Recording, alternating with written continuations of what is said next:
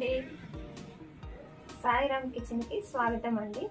ఇవాళ నేను చేయబోయే ఇంగ్రీడియంట్స్ వచ్చేసి ఉడకబెట్టిన పచ్చడి అండి. సొరకాయ ఉడకబెట్టిన పచ్చడి.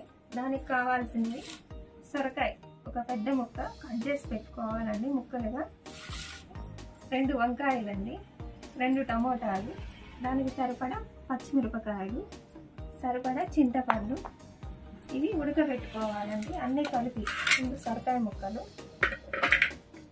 వంకాయలు, టమోటా, పచ్చిమిరపకాయలు అన్నీ కలిపి కొంచెం వాటర్ పోసుకొని ఉడకబెట్టుకోవాలండి.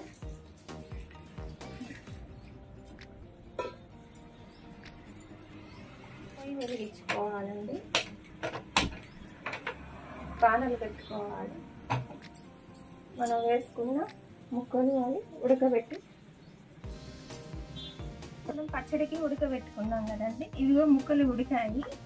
ఉడికిన తర్వాత బాణలు తీసుకొని దాంట్లో 2 చిన్న గరిటెలు ఆయిల్ వేసుకోవాలి.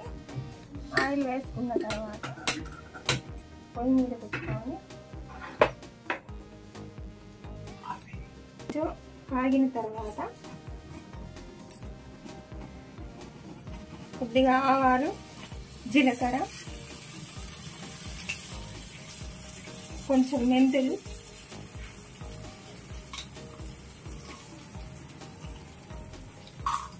ఒక టేబుల్ స్పూన్ ధనియాలు, ఇవి బాగా వేయించుకోవాలండి. కొద్దిగా ఇంగు వేసుకోవాలి.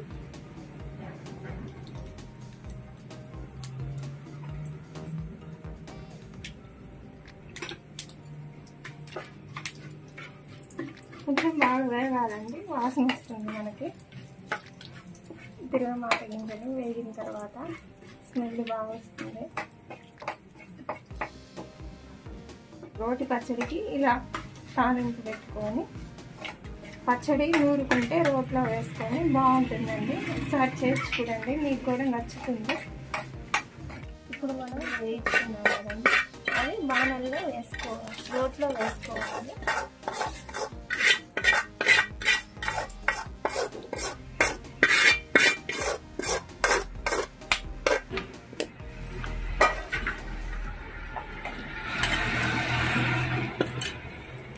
ఒక టేబుల్ స్పూన్ సాల్ట్ అండి,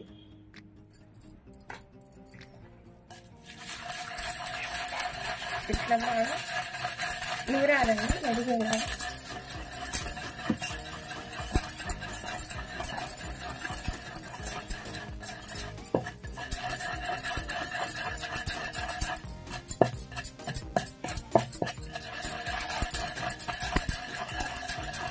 సరే, ఇట్లా ఒక్క చెక్కలు ఉంటే బాగుంటుందండి. తిరగమాత అనేది నోటి రంగుకు టేస్టీగా ఉంటుంది. చింతపండు, నీళ్ళు లేకుండా చింతపండు వేసుకోవాలండి.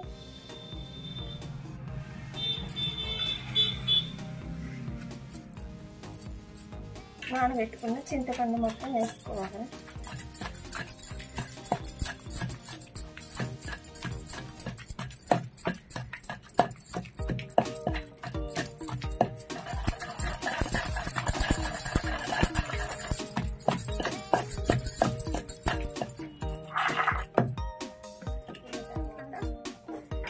ముందు పచ్చిమిరపకాయలు వేసుకోవాలండి, అవి లేట్ కాబట్టి పచ్చిమిరపకాయలు వేద్దాము. పచ్చిమిరపకాయలు వేసిన తర్వాత మెత్తగా దంచుకున్నామండి.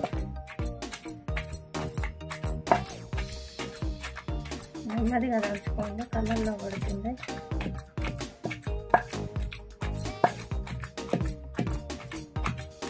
ఒకసారి చేసుకున్నారంటే వదిలిపెట్టరండి, పచ్చడి బాగుంటుంది. మీకు వీలైనప్పుడు ట్రై చేసి చూడండి.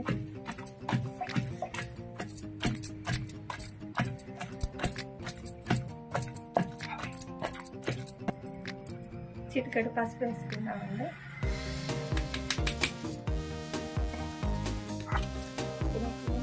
సొరకాయ ముక్కలు, వంకాయ, టమోటా అన్నీ వేసి ఒకసారి దంచుకున్నామండి. మిగతా ముక్కలు ఉన్నాయి కదండి, వంకాయ, సొరకాయ, టమోటా ముక్కలు అవి కూడా వేసి ఒకసారి మళ్ళీ ఇట్లా పక్కా చెక్కలుగా దంచుకోవాలండి.